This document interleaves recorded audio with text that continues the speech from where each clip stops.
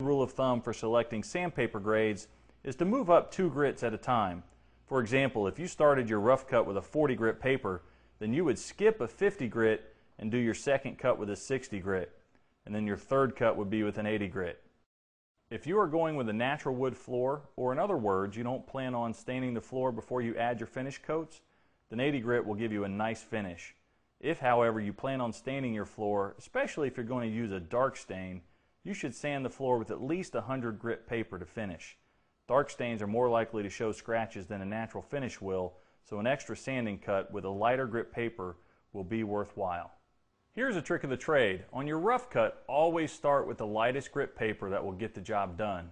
For example, if the floor is in fairly good shape, you might be able to use something as light as a 60 grit on your rough cut, which will create a lighter scratch in the floor. The lighter the scratch, the easier it will be to hide, and the better job you do of hiding scratches, the better your floor is going to look. To install sandpaper on the Clark Easy 8 drum machine, simply lift the drum cover door, take the sleeve type paper and slide it over the drum. This drum machine we are using is equipped with the expander style drum that grips the sandpaper as the drum expands. Also on the market are clamp style drums where you wrap the paper around the drum and then screw the clamp shut. To operate the drum sander, there are 2 things you need to know. First, always sand in the direction of the grain. That is, sand in the direction that the wood floor is laid. Remember, we are trying to hide our scratches, and the best way to do that is to sand in the direction of the grain. Second, keep the machine moving while the drum is in contact with the floor. The Clark Easy 8 uses a drum lowering handle to give the operator more control of the drum. So when operating this machine, place your left hand on the handle and your right hand on the lowering lever and begin to move forward. Once you're in motion, lower the drum to the floor and walk towards the wall. As you approach the wall, lightly lift the handle to pick up the drum and begin backing up. As you begin moving in reverse, lower the drum to the floor again so that you're sanding over the same path you just made while walking forward. As you get to the end, pick up the drum, move over about 4 inches, and begin forward again. If done correctly, you will overlap about half of your previous sanding path. Here's a trick of the trade. When making your sanding passes, stagger your start and stop locations. If you start and stop in the same place every time, you may leave a noticeable line in the floor that's going to catch your eye after you've applied the coat of finish. By using a staggering process, you will avoid leaving a distinct pattern in the floor. Now, the one thing you can't do with the drum machine is stop the machine while the drum is in contact with the floor. I made a mistake, and as I came up on this door jamb, I bumped the door jamb while the drum was on the floor, and that stopped me right where I was. I've made a drum mark in the floor. We're back in the Clark lab where we're going to talk about taking imperfections out of the floor. I've purposefully put a drum mark or a stop mark in this floor so I can show you how to fix that. This end of the sanding pass I was still moving, and while the drum was being placed down in the floor and I've tapered this in, I purposefully stopped on this end and created what's called a stop mark or a drum mark. Alright, now you can't see that drum mark real well right now, but trust me, if you don't fix that before you put the first coat of finish on, it's really going to jump out at you. And sometimes the best way to discover drum marks is, again, get on your hands and knees and start to feel the floor, because you can definitely feel that mistake. Now, there are 2 ways to take drum marks out of the floor. One way is with an edger, and if you're in a tight space or up along the wall, the edger is probably the best choice. Now, if this drum mark is out in the middle of the floor, the easiest way is to take it out with the drum machine. I'm going to show you how to do that now. What you actually do is use the drum machine and cut across the grain at a 45-degree angle from 2 different directions, and then you'll need to come back a 3rd time and sand straight with the grain to straighten all those scratch patterns out. And if you do it properly, that drum mark will disappear. Now, to take the drum mark out with an edger, the sanding technique is the same with this machine as it would be while you're sanding the floor along the wall lines. However, when you're dealing with the drum mark, take a perimeter around that drum mark about 6 to 8 inches outside of the area, and then sand the whole section. That way you've tapered in the floor around the drum mark, and that imperfection will disappear.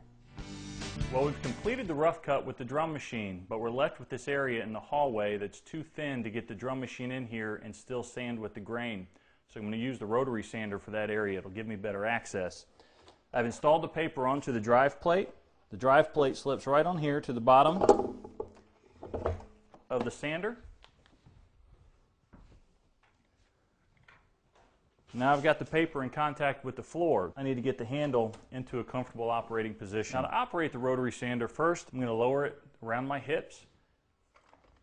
Then I'm going to lock it into place. It's very important that this handle is stable because when I turn the machine on, it's going to want to jump a little bit.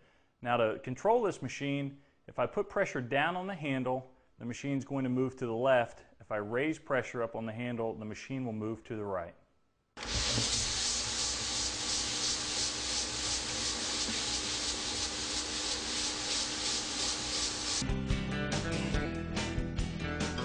We've completed the entire rough cut.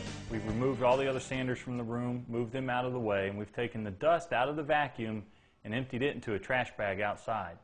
We've then taken that trash bag and placed it at the curb, away from the house, to eliminate the risk of damage if the sanding dust were to ignite. Sanding dust is very flammable, and this is a real risk, so never leave a bag of sanding dust unattended inside of a building. Always dispose of the dust quickly and away from any structures. As you can see, we have an unsanded portion of the floor along the wall lines that we could not reach with the drum sander. This is the area that will need to be sanded with the edger. To install sandpaper on the edger, make sure the machine is unplugged. Remove the wrench from the back of the sander and turn the machine over.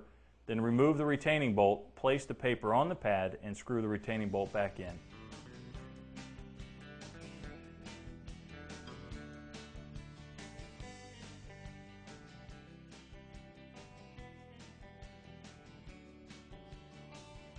The edger handles much differently from other sanding machines. This is a small handheld sander that has a disc which rotates in a clockwise direction.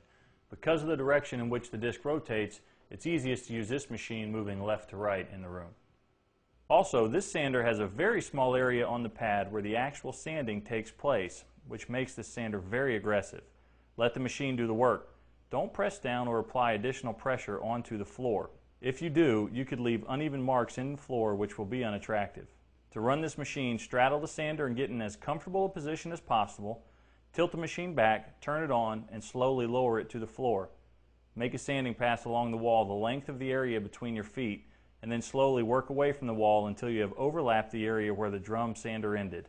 Move to your right and sand that area between your feet. A trick of the trade: do not sand too deeply into the corners. As you come into a corner, very gently raise the sander to reduce the sanding pressure as you make the turn. The edger will not sand all the way into the corner, so you will have to hand scrape this area later. If you go into the corner with a heavy cut, the job you'll have left with the hand scraper will be much more difficult.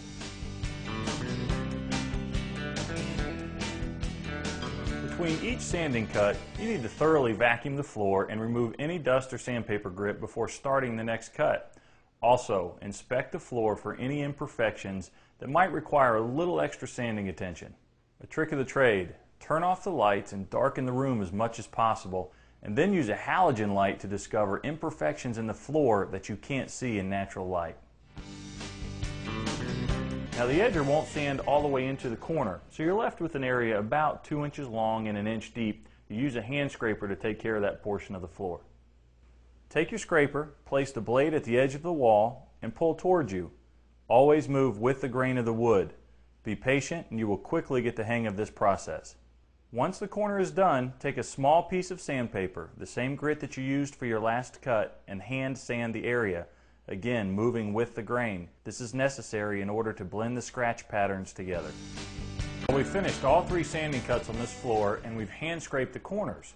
What we have right now is a very pretty floor that's almost ready for the first coat of finish.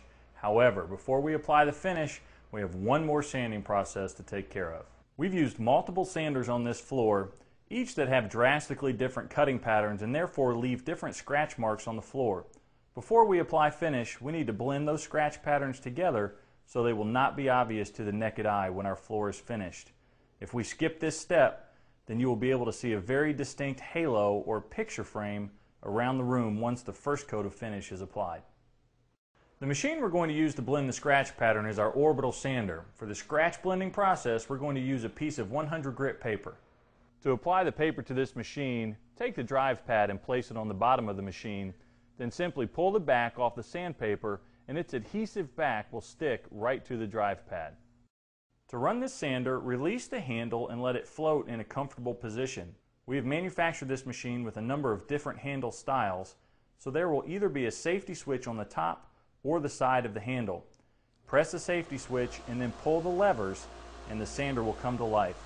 Because of the